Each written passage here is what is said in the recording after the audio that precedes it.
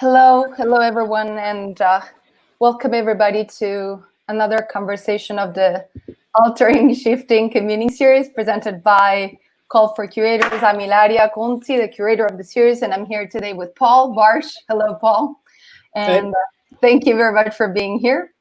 So before we get started, I always tend to remind everyone that this is part of a series that is presented every Tuesday at 6:30 p.m. So every time at this time. And it is a series that is meant to create a long-term digital space to rethink the multiple forms, the multiple ideas that our work engages with. And it is also a way to do so communally. So what we want to bring to the table are, of course, interesting topics, but also ideas, tools and strategies that might be helpful for whoever is watching, and also amplify the work of others through the speakers invited. So we will have approximately a 40-minute conversation. In the meantime, for whoever is watching, please feel free to ask any questions for Paul through the comments section, share resources, and also always I encourage everybody to connect with each other through that. And also, if you want to connect with us, this is our email address, and we also are always happy to connect or pass on questions to the speakers or answer questions or engage with any ideas and feedback you might have. Again, I will gather the questions for Paul and then share them toward the end of the conversation. But let's first introduce Paul, who is an artist based in between Dresden and Berlin, and the founder of, or co-founder, I should say, but he'll tell us more about that, of New Scenario, which is a platform for online exhibitions. Now, once again, I'm sharing the page where you can find the links to New Scenario, to Paul's website, and his full biography. But I guess that without dragging on too much with introductions and so on, we'll just get right to it. So, Paul, thanks again very much. I'm very happy that you're here. And what we tend to get started with is just an open kind of slate. So feel free to intro yourself and also tell us how you are, where you are, how you've been, because this is a weird moment and very difficult for a lot of us. So I guess that the past months have been somewhat particular, I guess, for all of us. So just go, and then we'll get more into the specific questions about the project. Okay, yeah, thanks for a little introduction. So yeah, I'm Paul Barsch. I'm an artist, visual artist.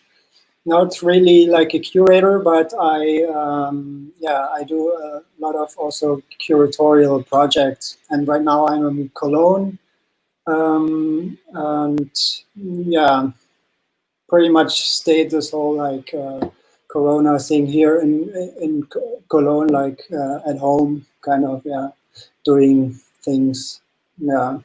Wonderful. So we kind of talked about this talk by email a little bit, but we go back a couple of years when we met in New York City, when you were doing a residency at ISCP, and I was very grateful of that visit. And I told you this because since the pandemic has started and so on, your work as an artist, but also, again, as you said, your curatorial project kind of stayed in my mind throughout.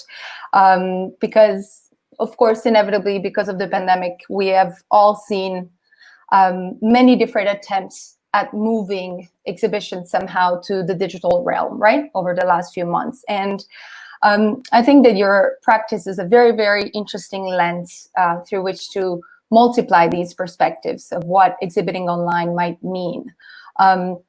Much of what I at least witnessed around on the internet were somehow transpositions into the digital world of ways and hierarchies of the physical world. And I feel that you've been working along very, very different lines instead. And so that is why I was very excited to bring New Scenario, your project, to this series of talks. And so let's just get from kind of started from the basics and ask you, what is New Scenario and how and why did you start it?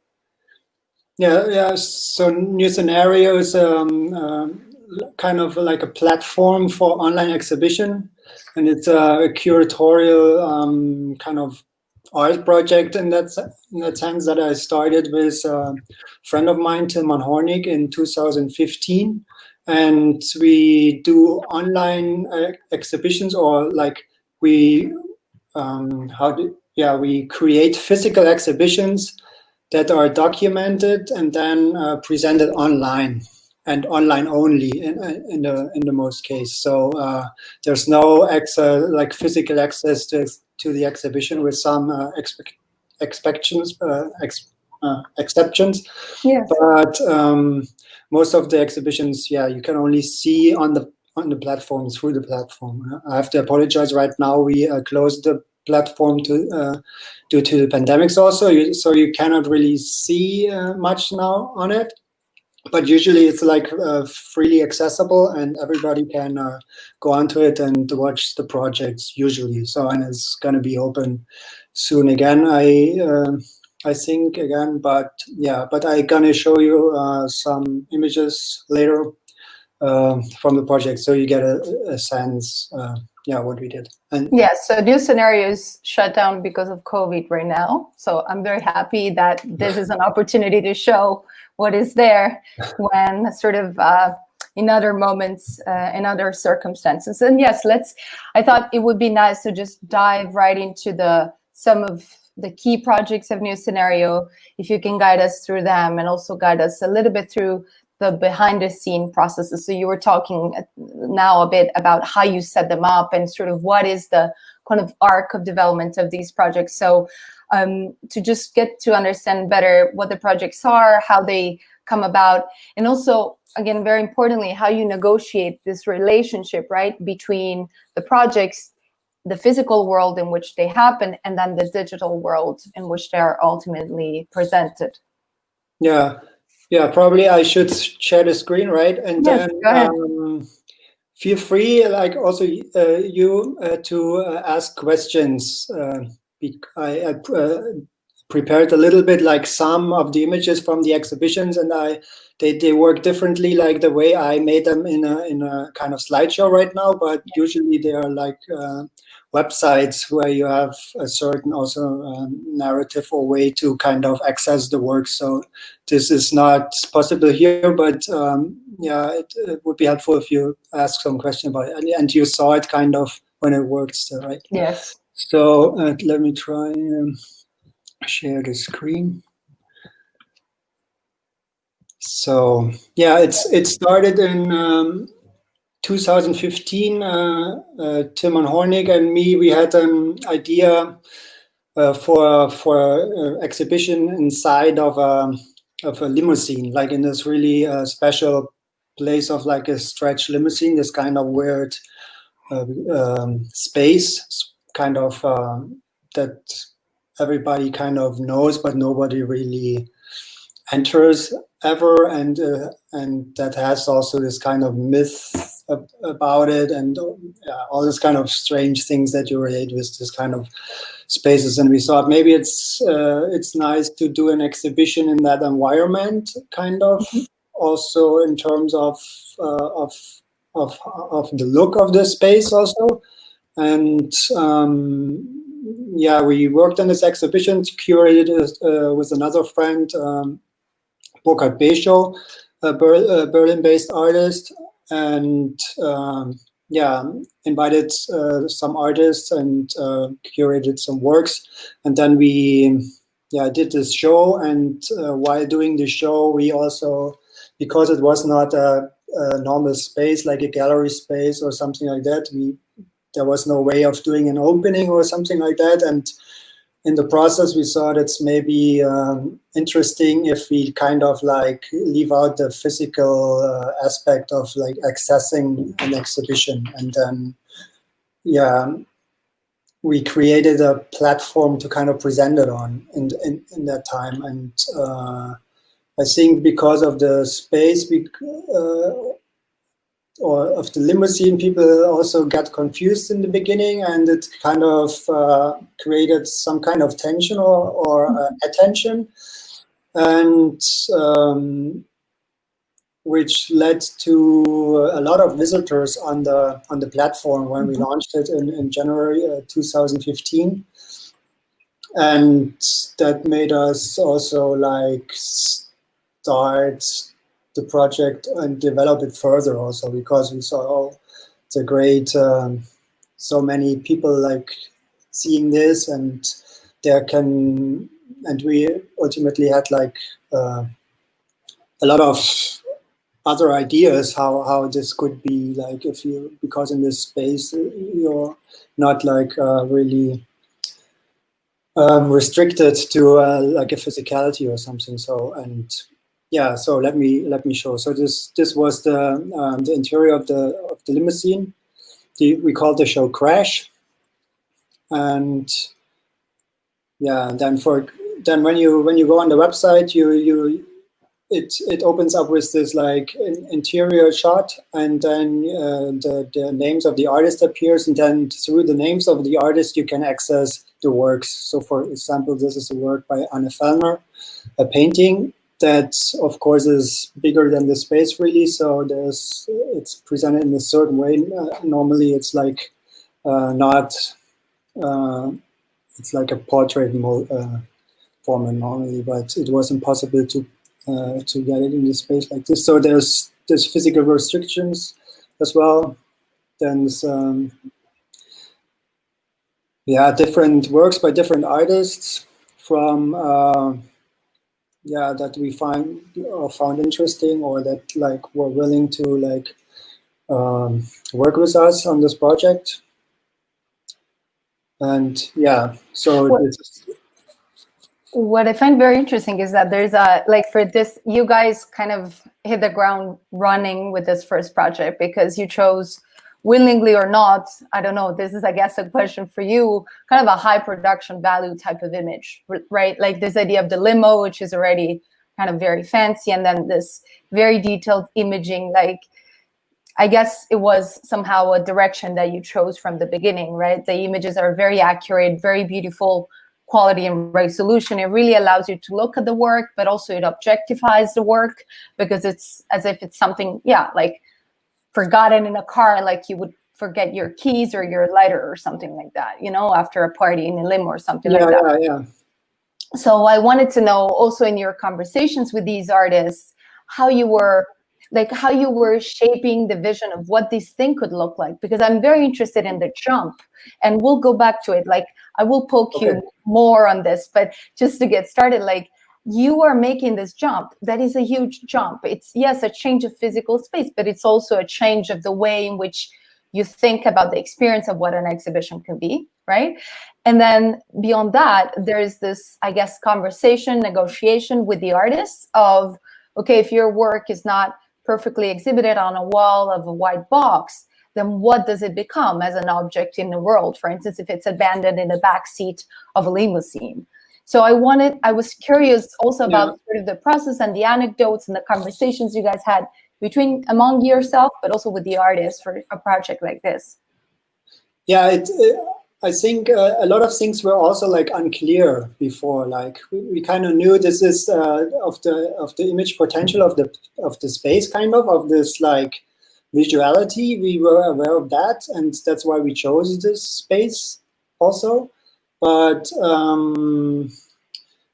only like after we did the show, or in the process, it came to us that there was the certain atmosphere that was created, kind of, and that it all or a certain narrative also that emerged out of like placing all these objects in this limousine. And then there's also two text works that are part of the show that kind of extend the narrative or widens this as well. And yeah, we knew some things that we really wanted, like really accurate shots. All this production, we really wanted it to be like really good, and that's why also we made this jump of not kind of, which was also new to us, because normally you have a group exhibition and then you put all the artworks in the same space, kind of at the same time. Yeah. But because of also the space we had to deal with, like this limousine, it looks big, but in real it's not so big at all. And in order to kind of give its work, or in order to give each work its room and its kind of space and place in this kind of, we kind of shot each work like separated from time. So there, not at one point all the works were at the same time in the limousine, so to say. So, and only in the end, through the kind of collection of all these images and presentation of this kind of documentation together, it all came together again. But before they were all like separated, kind of. Which I think is amazing, because you manage, and I see this kind of as a recurring element, and then we can sort of move on to the next project you got in store. But that throughout, you always manage to play quite heavily, and also in a disquieting way. Like sometimes I remember when I first saw the website, I was a bit kind of like I couldn't find my normal, pointers of reality, that allowed me to really understand. But you managed to manipulate in very interesting ways, both space and time, because as you were saying, like the works are not there all at the same time. So you're kind of constructing this idea of the space, of this space and time of the show through the technology, which I find to be very interesting.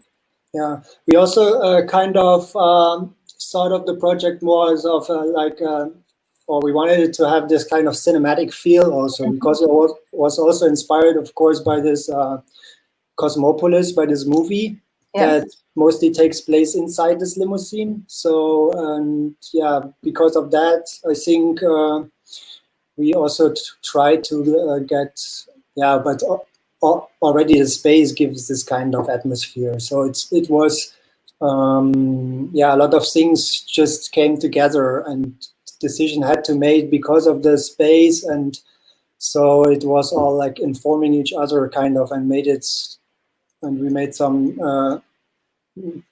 probably the right choices in the end. And then, because also when we put it on the platform, we had also only like a bunch of images in the end, and then we had to think about a way how could we like kind of put these images together to be something like an exhibition, because we just stated that this is an exhibition kind of. Yes. And and then it was kind of difficult to do it in the real simple way that we did it in the end. But we had a friend, or we have a friend that kind of does the coding for us, and it was kind of, or sometimes like in coding, easy solutions are not so easy to do, but we wanted it to be as really simple as possible, and then this kind of worked also. So you don't have really this kind of website feel that you, or this normal website narratives where you click so as less clicks as possible to access the work. So there was a lot of things going on, and then these decisions and things informed also what we did later with the next project. So should I go ahead? Of course. Here, for example, you just see like how it would look on the computer, like the website. It opens up a list of names, and then also on mobile phone, you have to think how does it work on mobile phone. So so the next exhibition we did afterwards was an exhibition with paintings only in a dinosaur sculpture park. So these are all like concrete dinosaurs, life-sized. And we curated a show with paintings that we showed alongside this dinosaurs in this kind of landscape park. So this is also like a physical space that exists near Dresden, where we grew up, and it's a really beautiful place. And yeah, so yeah, we thought it's maybe interesting kind of to kind of show these works in relation to the landscape and to this kind of strange sculptures that are not art sculptures, but are anyway kind of like beautiful, and then kind of create this dialogue between these works. And then yeah, so it's I show you only just like one slide of it, but there's of course more images, and then yeah, there's the access here in accessing the works is also like through you can either access through the dinosaurs or through the artist names or dinosaur names. So there's a little bit of a kind of a comparison between dimensions of the works and time, and yeah, kind of. Which I find very interesting, because you're reinforcing, like, I think that what also all of these projects show is that the content and the context overlap, and they can not be separated, really, right? Like, so the content of a work and the context in which you present it, really, you know, they don't coexist as parallels. They are just one thing. And I love the fact that through this kind of ironical exercises and physical exercises, you're kind of unpacking this in very, very also telling ways. I don't know. So yes, I know that you wanted to show then the next project that you did in 2016. Yeah, these two exhibitions, they kind of dealt with this kind of special places, and then we thought, oh, okay, what could be the next thing? And we thought we have to, like, kind of, if we explore the space, what could be like a really hard space to show, and or like a really extreme space, or what could it be like? And we came up with the idea of doing yeah, an exhibition inside the orifices of the human body. So kind of really special places, special in size and special in the way that they are like kind of like intimate, and like kind of usually an exhibition space is like external, and kind of these are like spaces that are also internal to every viewer, kind of. So yeah, we thought, like, is it possible to kind of use these spaces as practical spaces for art? Kind of like this kind of simple and maybe like stupid question, but we thought it's maybe interesting to kind of exercise it through, like, kind of, does it work, or what will happen? And then yeah, we made this exhibition. There's some maybe explicit images, so if your kids are looking with you, maybe they should. Yes, yes, we were talking before the talk that for the next 5 minutes, again, we might have some sensitive images being shown. So nothing crazy, but yes, personal and human parts. So it's part of what we are. But if someone might feel offended or troubled, please just keep in mind that it will be just for the next couple of minutes, or if you want to disconnect and reconnect in a couple of minutes. Sorry, go ahead, Paul.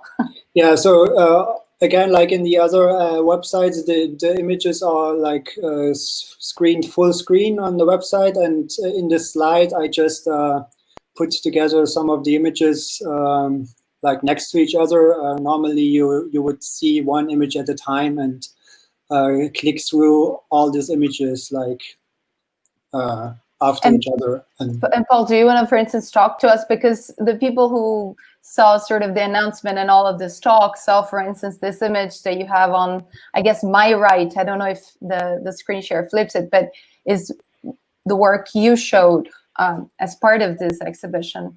Yeah. And I don't know if you want to, either on this work or some of the other works, whether you want to share with us something or a little bit, just also to understand again further the context, the choices of the artists, like why certain artists, and sort of what the process was behind this.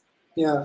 Okay. Yeah. It's probably interesting to talk about this, because it was also the process of this project was extending over a course of a year or so. So we started out with, we kind of separated in chapters, like each orifice we said is a chapter, and then we kind of started with the mouth chapter, and we invited artists to develop a work for the mouth, and then we went on and on from this. Like, so it was not all done in the same time, but yeah. So yeah, what we did, we invited artists that we thought do interesting work in general, or that we kind of liked, or, and then none of these artists worked in those dimensions. So we thought maybe it's interesting to see what this artist would come up with. Like, if we say, like, please, can you develop a work for the nose, like the nostril? Yeah. And yeah, and we asked the artist, and if they agreed, then we were like then presented with the work that they did.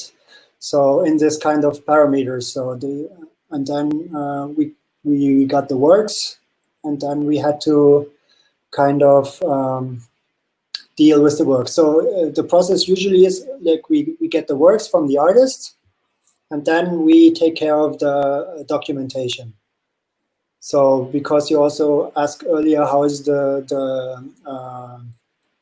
conversation going on? Yes. There's not so much conversations with the artist, actually. So there's, of course, this invitation and this conversation beforehand. So what's going to be the project, and what's going to be yeah, the parameters around it. Like in this case, you please develop a work for this special orifice, but more at this point is also not really. We don't really know what it's gonna look like before. So, and then mostly we take care of it, of like the documentation of the work, and then in the end we have this documented image that we share with the artist. So there's not really a negotiation on the placement of the work inside this image, kind of. So this is like always like a surprise for the artist in the end. Okay, but you do take care of the, let me call it, installation in this case. Like, yes. I know that you worked with doctors, if I'm correct, for instance, for this. Yes, in this project, of course, yeah, it was a little bit more complex also, because we had to find like models, or like people that were willing to kind of participate in this project, like physically, like with their orifices, and then with like medical experts that kind of assisted, or like people that were able to like assist with this, because it was kind of like difficult in some circumstances. So this mouse shot, for example, which is a work I did for the show, like this kind of 3D printed Neanderthalian head. And we did it at a dentist's office, or where the dentist works, with a dentist and a friend of ours. And then we had this works from the 6 artists, and we shot it, and so went on with the nose. Like, we had this small work and installed in the nose. It was like, yeah, maybe I show some more works. Go ahead. So this is a work by Italian artist collective BB5000. It's a 3D printed kind of metal sculpture with some kind of flower parts. So what the artists did, they either sent their work or like an idea. And for example, here the idea was also to have this kind of flower parts so this kind of stuff. And this is a 3D printed, really small scale like sculpture by a German artist called Enrico Sutter. And yeah, this is a work of art.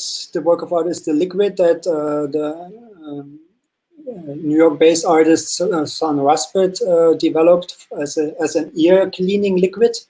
Okay. With some special isotopes in it. And yeah, of course, it was difficult to kind of like this. We had to use this kind of tool to kind of show that this is kind of this ear cleaning liquid. So yeah, and this is a work by an artist, Frenetre Project, an art collective, artist collective also as well. And yeah, here, of course, you have to work with some kind of like medical like assistant. Yeah. Yes. And yeah. For example, this at Fornelli's intervention, who at this time like worked with this character of this fox, and yeah, he worked not really inside the orifice, but like on top of the image in the end. So because he worked like this, so but we did the image, and he said he wanted a red-haired person, and yeah, so and this is electrical work with LED, kind of like a circuit with a battery, and that we placed in the nose of somebody. It's only like a few images. It's like 40 something artists in the show. So it's a lot of different works, really interesting, nice works. And of course, there were also two text works that kind of breaking the flow, because when you access the website, you see all the images that you have to click through, and only in the end you can access the information about the artist and about the works and about the materials and stuff like this. So because we kind of wanted to force people to really go through it. And each time you enter the website again, the images are reshuffled and presented in a new order and stuff like this. So you can never really be sure what you see. So kind of working with this also, like kind of making people go through this experience, kind of force them also. And then just texts are like kind of breaks in between, where you can leave this kind of visual side and go more into a different headspace. So yeah.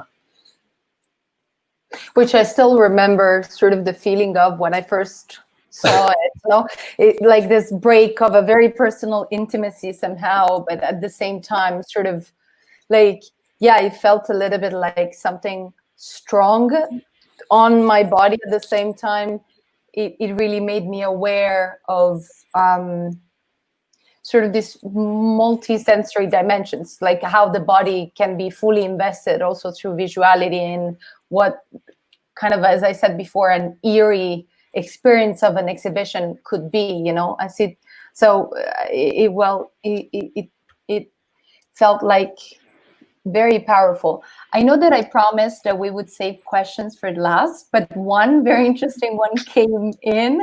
And so if you don't mind, Paul, I will just pose it to you, and then we move on to Hope, if that's okay with you. Yeah, no problem. Like I'm happy to Here answer we go. questions. So Tamara, to whom we say hi, she was the very first guest of our conversation series, actually. She's a great curator based in Mexico City. She's asking, during the pandemic, how do you rethink the bodies like a place for sculpture? Like whether looking back at this project, which is from 2016, so a few years back, whether now looking at this now, especially through the fact that New Scenario technically is closed because of COVID, has changed in any way, or whether you resumed perhaps certain conversations with some of the artists, whether you had an exchange with any of them on this.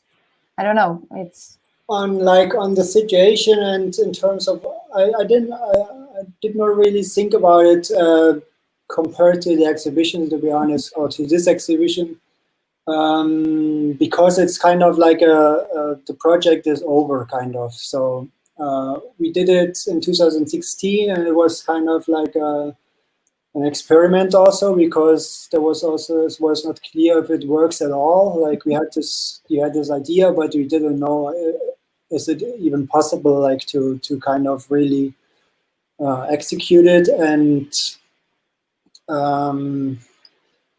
so yeah, I don't know after this, like if we would kind of have planned it for this year, or kind of yeah.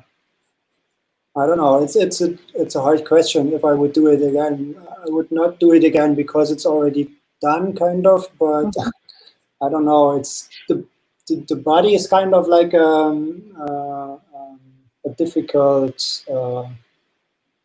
kind of sphere to work with. I would say in that sense. I don't know. It was not so much about the body, really. The project. It was more like about like kind of taking this body like more like as a practical thing. I don't know. Also to kind of more ask it a more general question, if any imaginable space could be like a space for art. Is that even a good should art be everywhere also?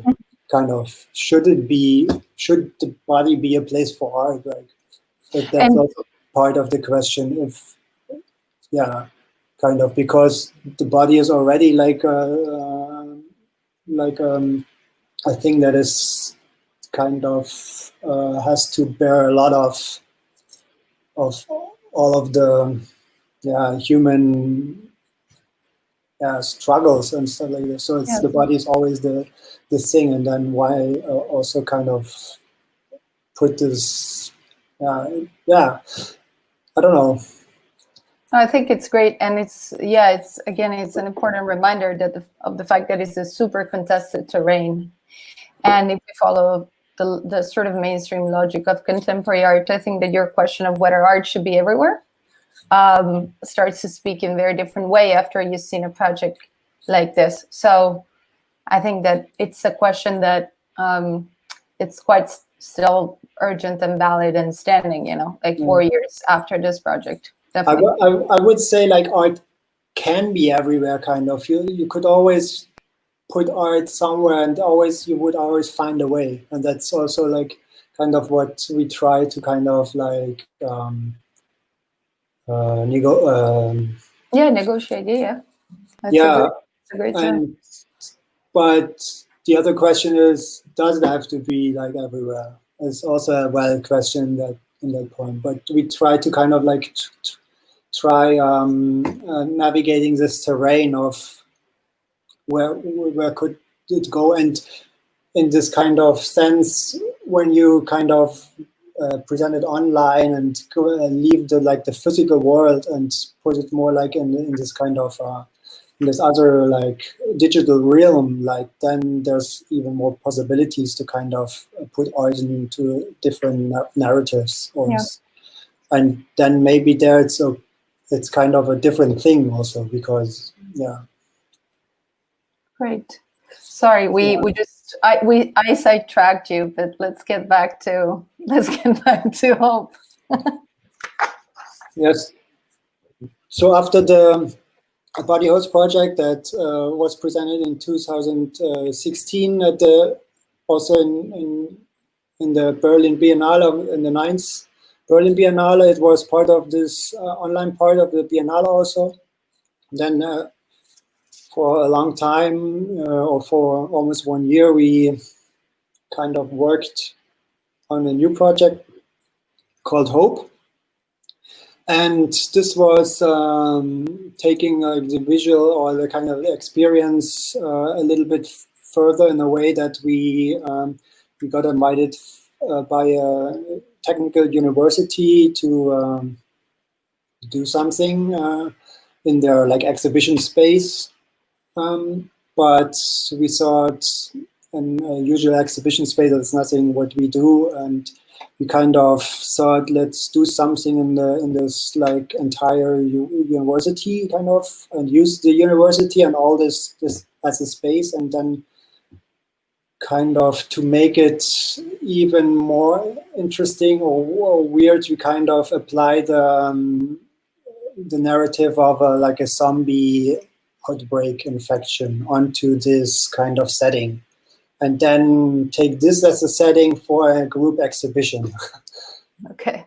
So like create kind of the setting of this usual setting of like everybody knows a zombie. It was also like to kind of create some kind of common ground for collaboration with the students also, because everybody knows when you talk about zombies, everybody knows what's going on there.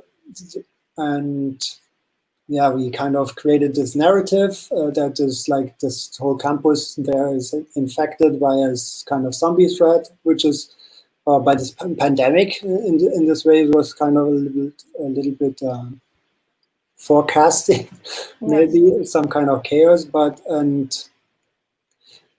in this narrative, we presented 14 artworks, and the exhibition works like this. You have like 14 different rooms that are really highly staged, kind of 360 photographs where you can look around on the website. So you're in the middle of a room, and here's only like some screenshots of how this room looks. For example, this is what you see, the lecture hall, where all this like infected like students are kind of making a chaos. And if you would turn around, you would see a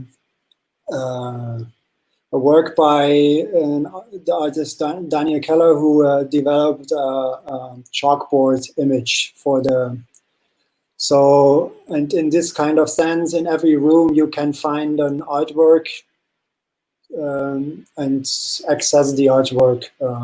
So you can kind of move by blinking dots. You can move around, go through doors, and this kind of build like a little bit like a labyrinth. So, for example, you at one point you will reach this kind of bigger lecture room, where there's always like different sceneries that are, where you can also access the work. In this case, you would find a text work that is placed here by the fire, and then here's a video by Bailey Chiska,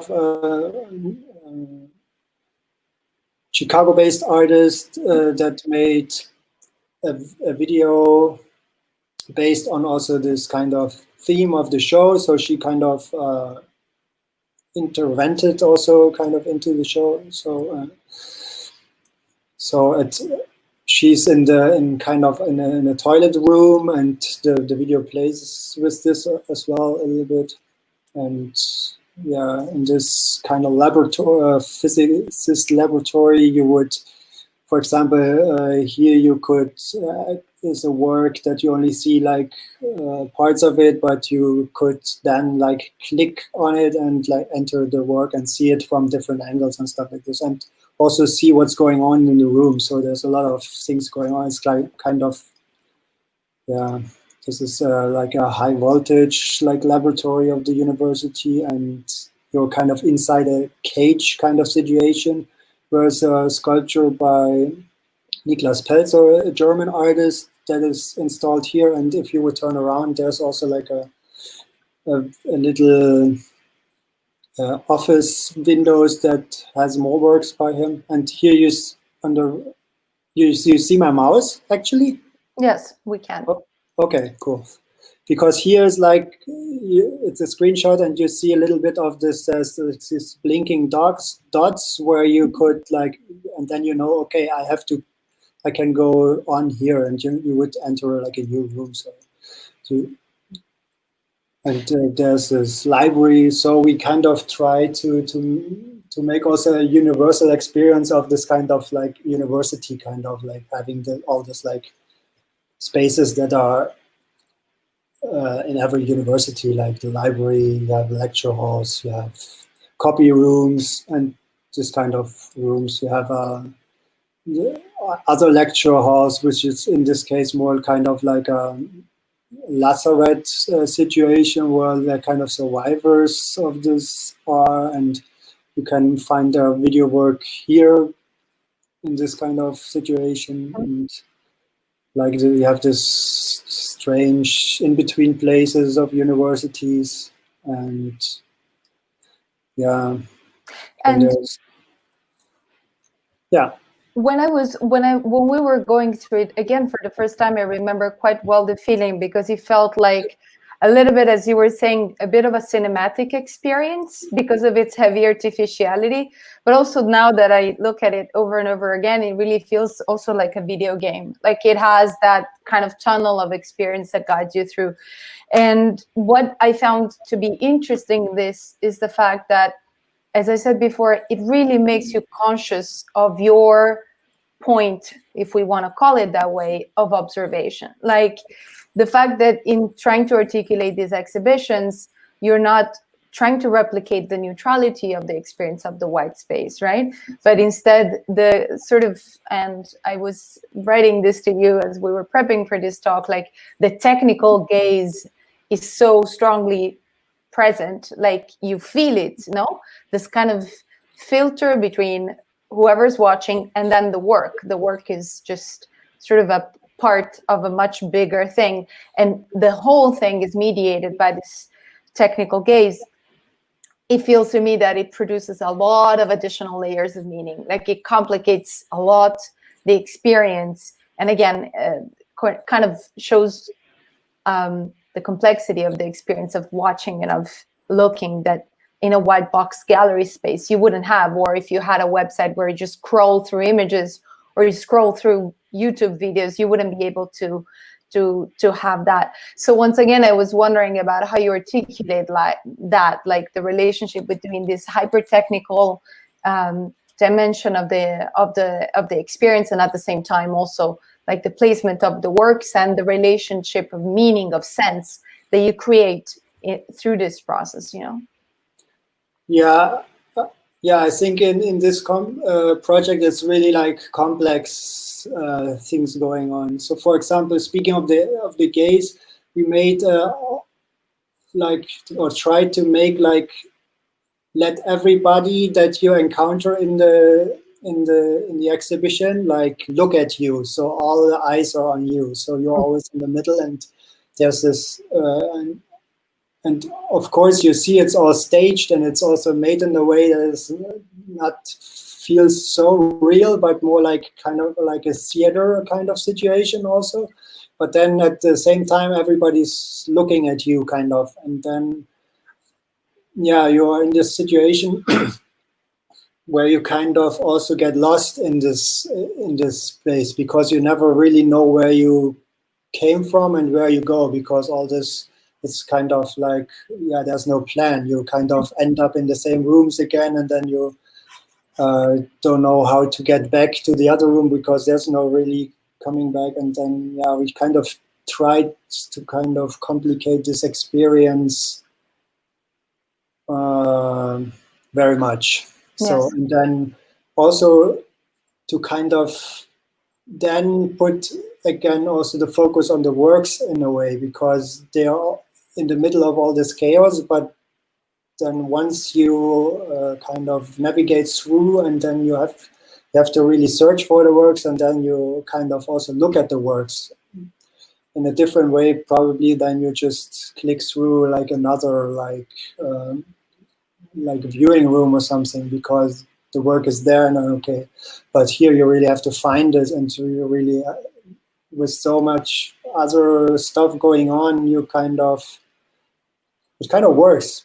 We thought maybe it's also kind of, you would think it's kind of distracting also, but it kind of works also like to kind of get into the works as well. So was also an experiment and really crazy experience to kind of put together the show, because and it was only possible because the university had some kind of budget for it. Otherwise, we wouldn't have been able to kind of do it.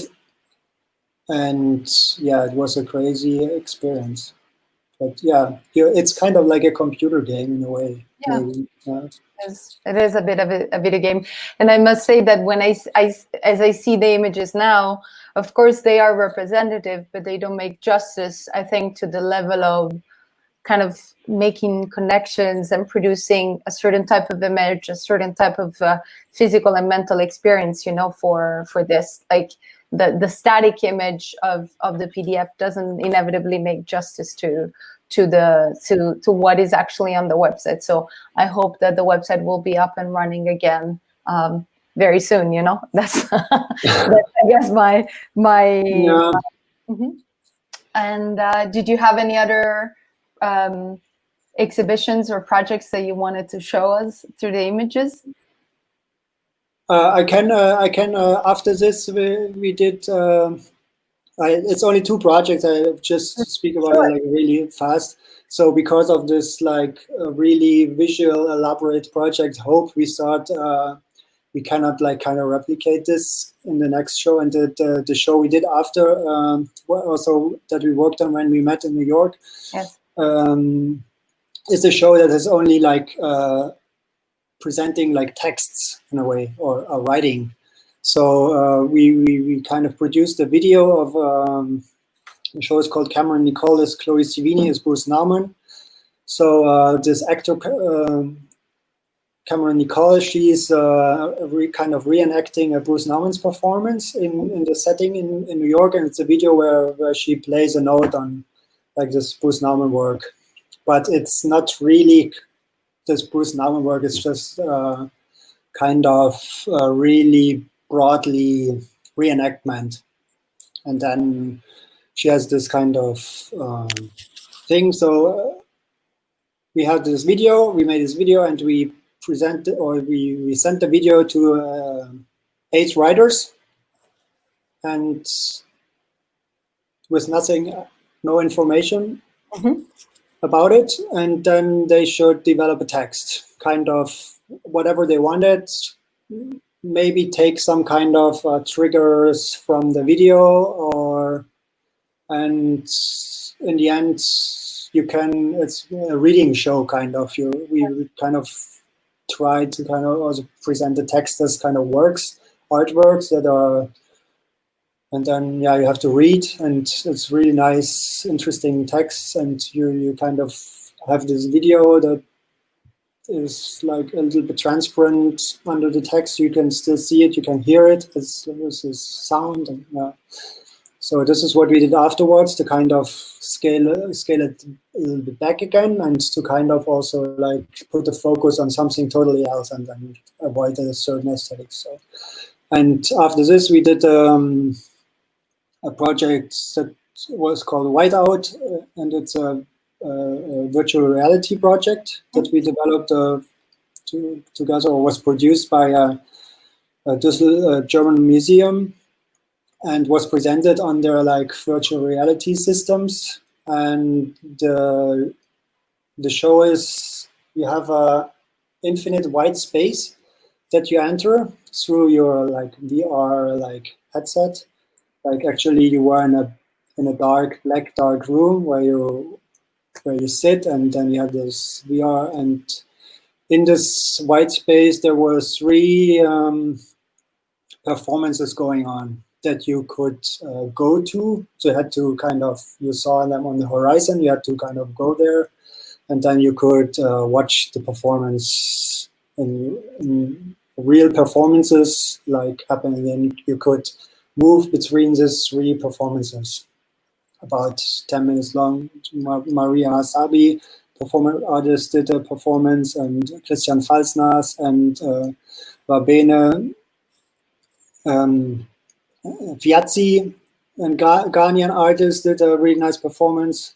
And yeah, so it was kind of a project about like, is it possible in the virtual reality to kind of create an intimate situation that you would have in a real physical thing, like a performance that always needs a room and kind of physicality, but kind of it was also an experiment to kind of put this like experience of performance into like in a virtual reality, also like kind of to record. Yeah, it was a nice project, but this is not viewable online, so this can only be experienced through this kind of systems, which is a little bit yeah, sad, but yeah, the project is there. It was produced. It can be shown once some kind of institution kind of acquires this. Yeah. This type of system to display. But I thought it was very interesting because when I saw only 3 images because I didn't manage to catch it.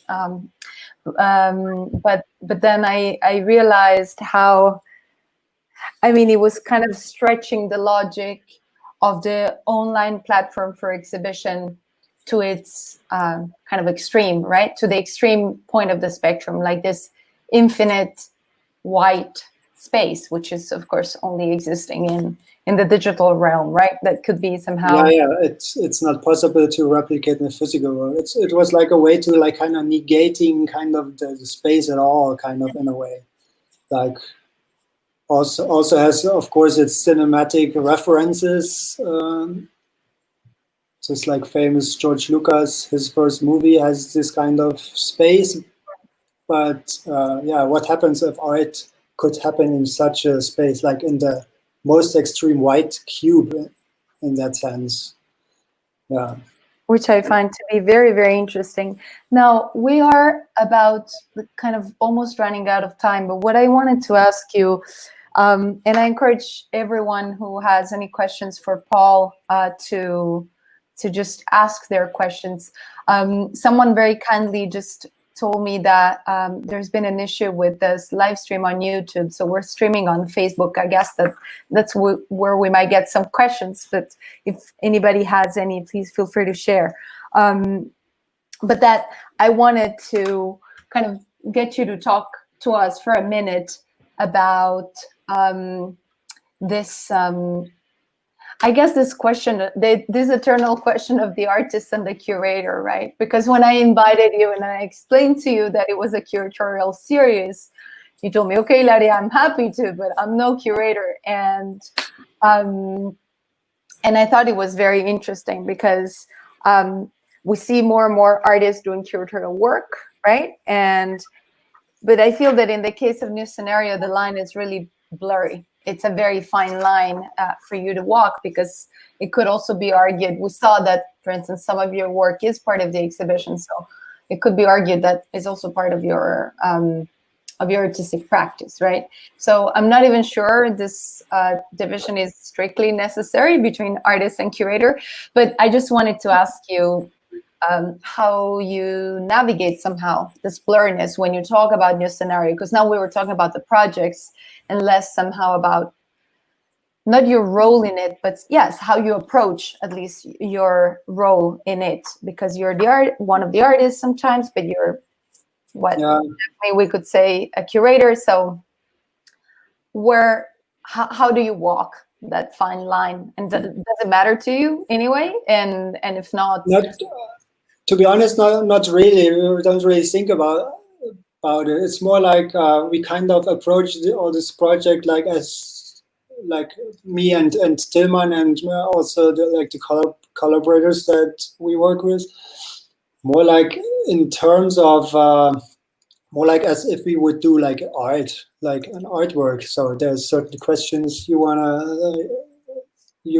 kind of wanna like follow, and yeah, and then there's certain decisions you have to make in order to kind of present it in the way you want, and also to get across what you wanted to achieve in the first place. And then of course this image making, because it's a big part of it is of course this image making, because there's always an image in the end, which is a little bit different to a spatial experience, like in a normal physical setting. And so this image, how we do it, like, is some kind of also like how we would do art. So you have this two things. You have the artwork that is not yours, and then you have the setting in which you kind of place the artwork, and you have to find a special good spot for the artwork, and you have to if there's only one image, you have to kind of get across also what the artwork is about. So you have to show the artwork in a really good way, and you have to in the setting. So these things are really connected, and then yeah, it's interesting as an artist to work with that, like having something that is not yours, but it becomes yours also, and you have to kind of make this same decisions that you would make when you kind of create an artwork, and also to make it work, like these two things you put together, that they kind of work, and then that the artwork can still speak for itself as the artwork, but also gets into dialogue with the setting in a way. Yeah, it's really, like, for us, it's really a good experience, or it's really fun to do it. Also, it's really challenging. Like it's which I think it's very interesting. And talking about the setting, I see one question, and yeah, we're about to wrap up because time has run out. But so then I'll bring forward this question that came in, and I'll connect it also to one question that I still had standing. So someone is asking, basically they're asking you about a little bit also of the context of your work, like Berlin as a place, which I think it's an interesting question to bring about, not because we are not familiar with the Berlin art scene, but because it has become so active and so prominent in the international discourse that I wonder what your thoughts might be. And I kind of connect it with, indirectly, but I'm just going to ask you two questions at the price of one, basically.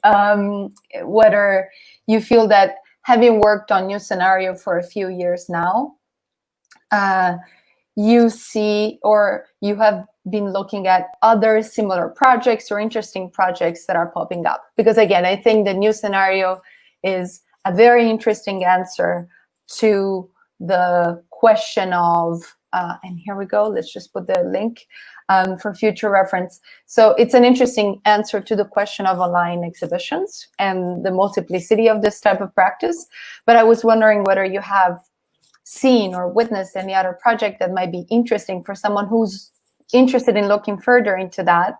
And I guess also, yes, maybe how this project that you're developing kind of is rooted somehow in the German context or in the Berlin context, I'm not sure, and sort of how it relates to a larger context that from the outside looks still incredibly dynamic, both at the level of artists, at the level of institutions and projects of different kinds. Okay, just two questions. So yeah, we kind of started from Dresden, which is a city south of Berlin, 2 hours away by bus. So that's where we both, like me and Tim and Honig, studied, and that's where we kind of started. Yes. But I was also living in Berlin at this time, so we were both living in different places, so going back and forth between these two cities as well, and also like being like connected with artists in Berlin.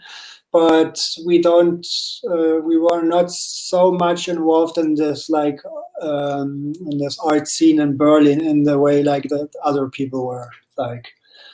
But with this project, like the locality doesn't play such a big role anyway, because yeah, it takes place in this kind of in the places where we choose for producing the shows, and then the artists that participate in the shows are like also like from wherever over the world, that it doesn't matter so much where they come from, unless they do some interesting work that kind of fit the shows or our ideas or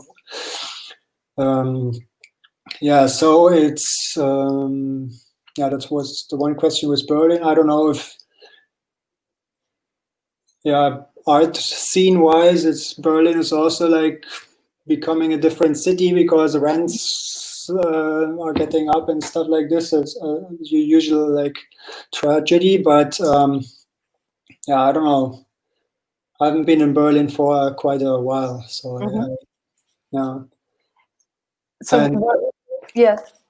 Yeah, what was the other question? No, that was it. But I was thinking as you were saying this, that actually it's interesting that new scenario was somehow, or it could be seen as somehow a good escape route from this idea of the physicality and the locality of a space, and kind of at a time in which there was no such need. But now, in light of all these things that you're mentioning, right, this nomadic attitude or approach, gentrification and so on, kind of the elimination of this terrain of locality is an interesting thing to experiment with, I think, no? Together with the possibilities of the digital somehow.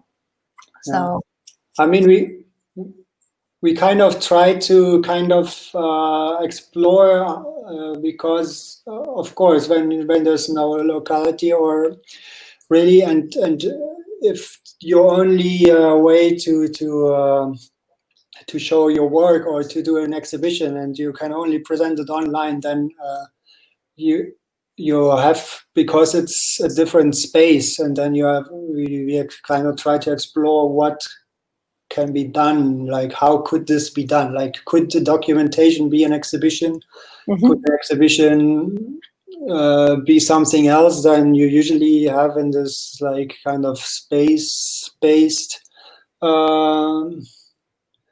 approach, or I don't know. That's, and then I think a lot of people also got from this the idea that of course it's an open space where you can show yourself, and then it doesn't matter where you come from. So people that were excluded by like kind of being far off where the art world operated can now like kind of participate, because they can also show their project that they kind of shot in their strange forest or whatever. So because you can kind of inhabit every space to show your art, kind of. And I think people kind of got the idea that and there's a lot of super interesting projects that are similar or that are kind of taking other directions and kind of maybe also take some kind of like loopholes, like, because like the physical art world is kind of like the paths are all like kind of also, they are all already paved, like there's certain paths and you have to follow them if you kind of want to go somewhere. And in this kind of other realm, it's the paths are, there's still a lot of territory to explore, like where to go, and then it's kind of easy to kind of create something that is interesting for people to kind of encounter. Maybe there's a lot of cool stuff going on. Wonderful. And I'll ask you for some suggestions and links, and we will share them also on the page. Let me remind everybody what the page is. Yeah, maybe I just say it. There's this blog Ofluxo, and the maker of this blog, Nuno Patricio, just put out I think a book called Flatland Reader, that you and this kind of combines a lot of stuff that happens in this direction, like kind of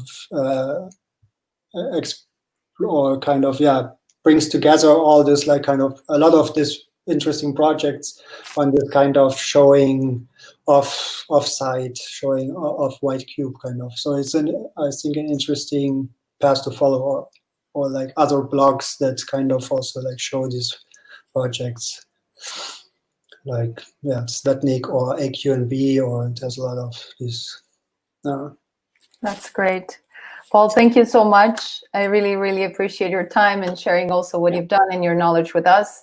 I just want to, again, remind everybody that whoever wants to follow up or has a question for Paul or anything, you can just also email us, and we'll be happy to pass your message on. And again, thank you, everyone. Thank you, Paul. We'll be back next Tuesday, same time, 6:30 p.m. Central European Time. And for those who want to stay up to date and haven't done that, I'm going to share again our page. You can subscribe to the newsletter. We will announce the next speaker in the next 48 hours, like we do every week. So thanks again, Paul. Okay, thanks for inviting me or us. And yeah, absolutely. I hope people had fun listening. I definitely did. So I hope everybody else did as well. So thank you very much, everyone, and have a good rest of the day. Bye.